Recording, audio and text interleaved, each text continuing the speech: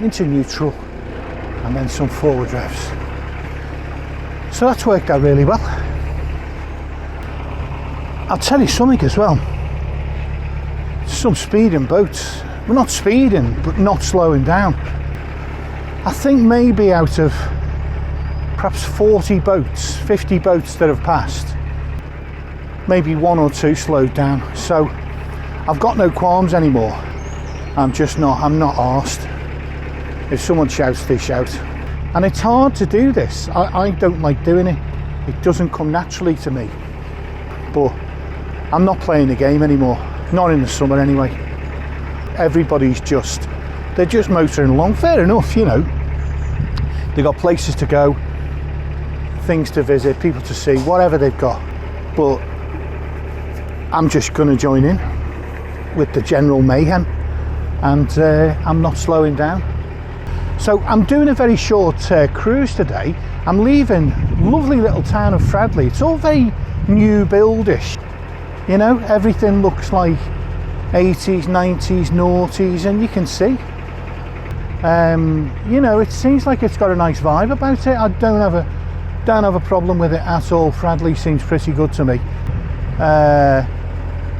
The chip shop I didn't try, unfortunately, so I can't report on that. But it's got 4.6. Any chip shop that's got 4.6 stars on Google, you can trust it. Basically, you're not going to have a problem unless you're really finicky. Now, okay, I'm really finicky, but short hop today. It's down to a place called Streethay Wharf, because that's where my friend is staying, living, I think. Harry, you'll remember Harry from the Heartbreak Hill. But what's really useful is that he knows someone who understands Eberspacher diesel central heating units, and mine's playing up. Well, I say playing up, it was playing up originally. Sometimes it would come on, sometimes it wouldn't come on. Now it just won't come on. I mean, it'll come on, it'll make a noise, it'll go through the motions, but it won't fire up and work. So it needs attention. So anyway, it could be the end of its lifespan, or it could be a simple thing. But this guy, Harry knows, is coming to have a look tomorrow, which is brilliant. I may have to just buy a new one. I mean, it's quite possible I'll be on this boat for another 7 years. It may be up to 10 years, I don't know, but I want to try motorhome living at some stage. It's something I'm curious about, and so I feel like I can't leave it too late. You know, I need to be able to drive.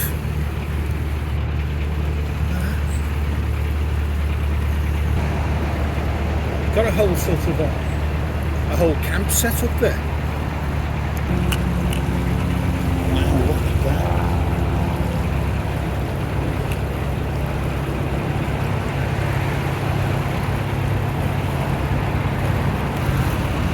That's a beautiful boat you got, mate. It really is. Fantastic. Absolutely lovely. Who doesn't love a Dutch barge, honestly?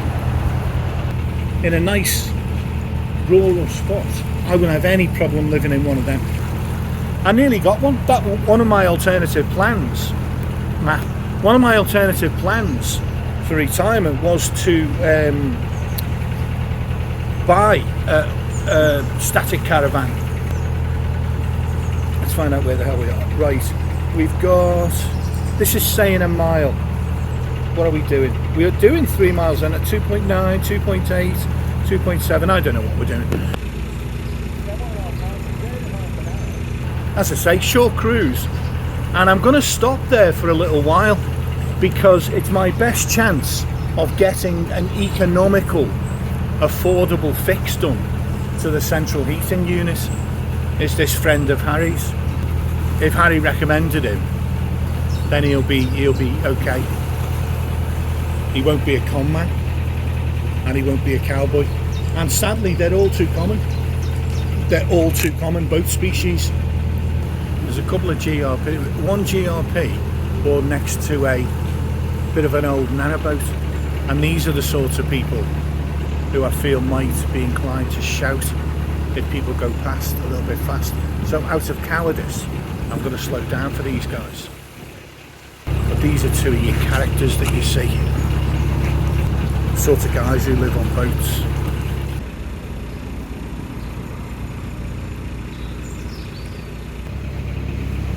And quite often, they're really nice people as well. You know, I joked about it in one of my very first videos about how there's some off-the-wall characters, and there are. You know, and listen, I said this when I did the first video, but this is me, you know, self-evidently a bit like off the wall, talking about boaters being a bit weird. So sometimes they will be, just leave me alone, I'm not interested in being sociable, you know, which, listen, fine, you know, that's not a problem for me. Last thing I want to do is bother people. You know, I'm a bit of an acquired taste, let's be honest. That was something just bumped against the bottom. Either the bottom or the rudder, I don't know. Some little ducklings. How many's she got? She's got 2 left. More usually survive than that. There must be predators around here. Which is a real shame, really. Listen, we're never going to be short of ducks, are we? They're everywhere. But it's still sad to see a family decimated, you know. As evil as ducks are, you know. Oh, the male ducks are. I haven't got a problem with the females. It's the males who are just weird. For reasons I've, you know, explained at length. But I can only imagine maybe there's a big pike in the waters nearby, and it's not getting its quota of fish, so it's decided to go for chicks, you know. Someone's got a fire going there. They've got a stretch of about 30 feet that, you know, they can use going back to a fence line. The great thing about that is it frees up space in a boat. You could put like a storage shed on there. All your tools could go in there. In the summer, your winter clothes could go in there. So imagine how much space that would free up in the boat. Not seen many boats. Have I even passed one yet? I can't remember even passing a single boat so far. I'm trying to check the map, but I'm also trying to keep a close eye out ahead, because we're on a bend and a boat could appear at any moment, and it won't be going slow. We're not in winter anymore, Toto. This is the real deal in summer. No prisoners. Don't get me wrong, you know, they're not savages. Everybody's still very nice. The boaters are all very nice. Well, certainly the great majority are really nice to talk to. But the vibe is a little bit different. It's a little bit more, you know, out of my way airplane. Don't impede my progress or you will feel my wrath, you know. Higher boats of speed, but I think I've said this before, I sort of don't mind, because for the most part they're families and they're having a good time, they're on holiday, and so there's a nice positive vibe, you know. They're smiley, they're friendly. Yeah, they go past you at 5 miles an hour and your boat rocks around, but they're so nice and friendly that you sort of don't mind. Mind you, the one that T-boned, I don't know what it did, I felt like it T-boned me near Anderton last summer. Bloody hell. I got the fright of my life, honestly. I can't imagine the speed it must have hit with. Really clobbered me. Anyway, man.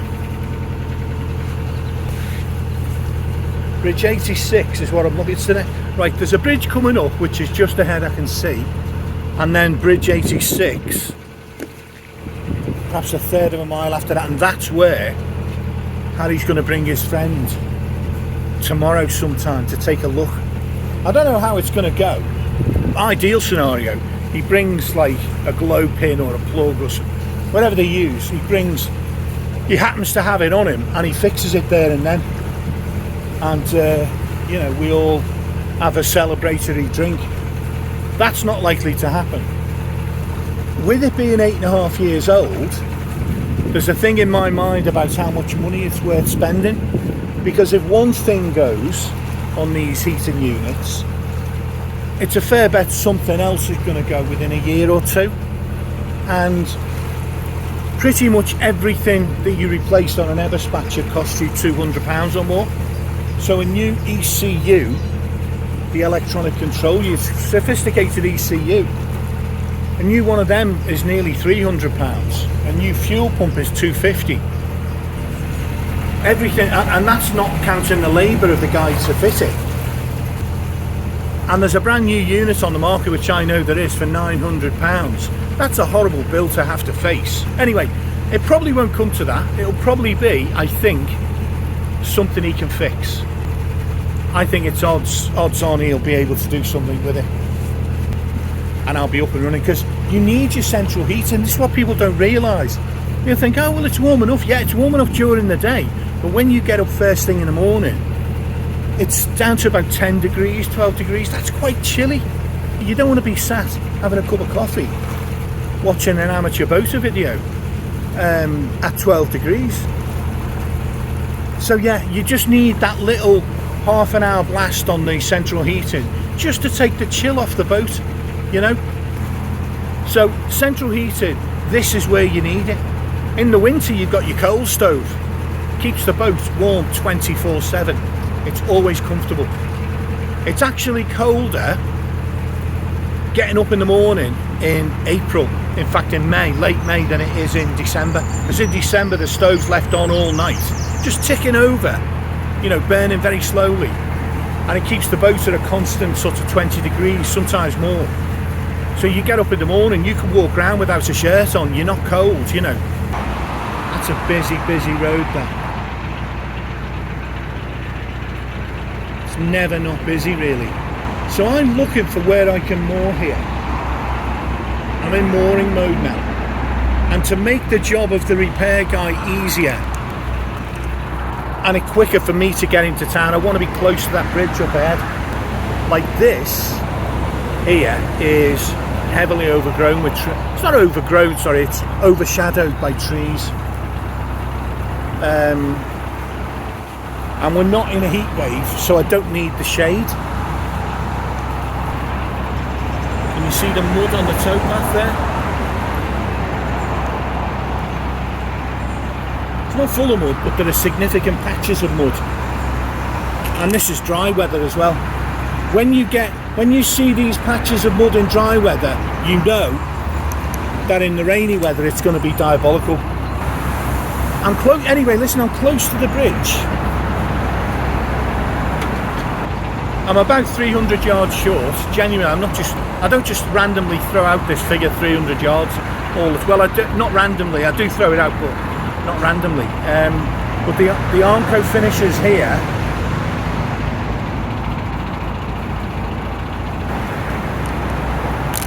Right, okay.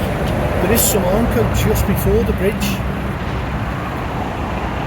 Okay, guys. I think I've got my spot. I think I've got it. Now I can't really get better than this, because that bridge up ahead is where the engineer's coming.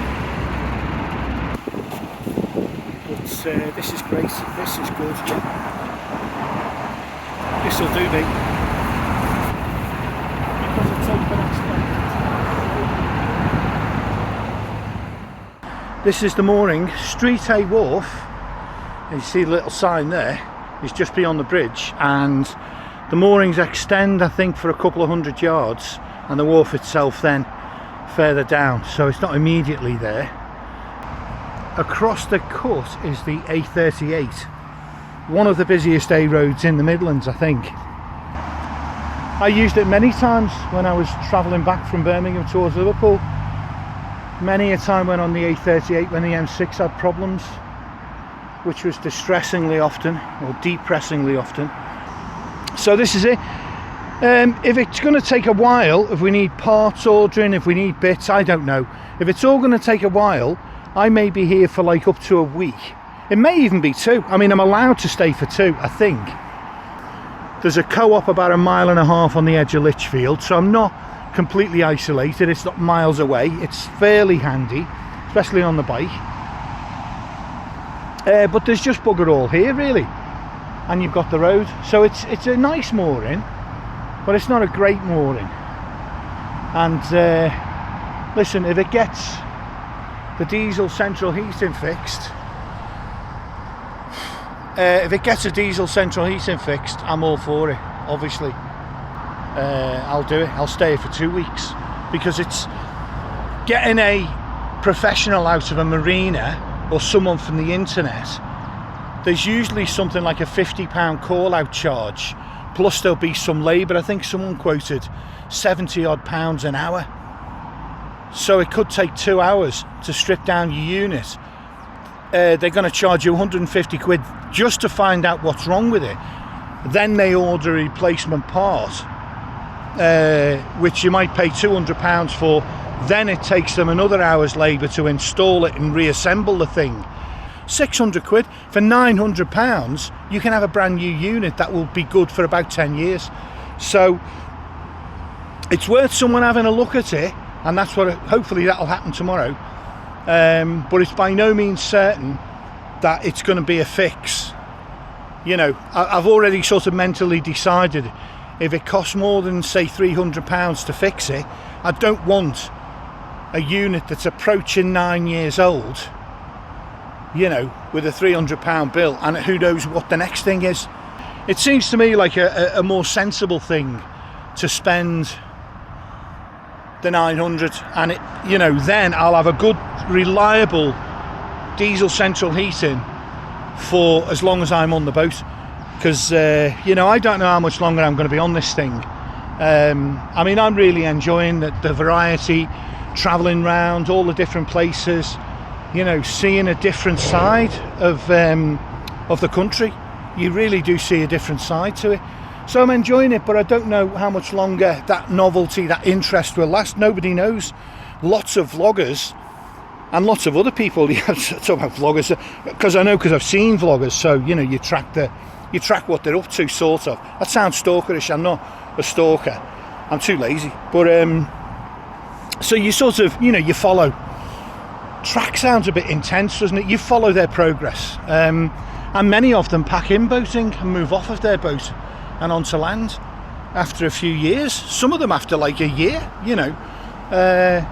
Now I've been 3.5 years on mine, and I'm fine with it, but I need to have a reliable diesel central heating system. I don't want to fix it now for 400, 500 quid and then it go in 2 years, and then I've got the £1,000 bill, you know. I'm not doing that. So anyway, we'll see in the morning when he comes out. Let's see what happens. For now, I'm going to pop in and get a brew and do some editing, get some videos out for you folks. So I'll catch you later. Bugger all else to do round here, let's be honest.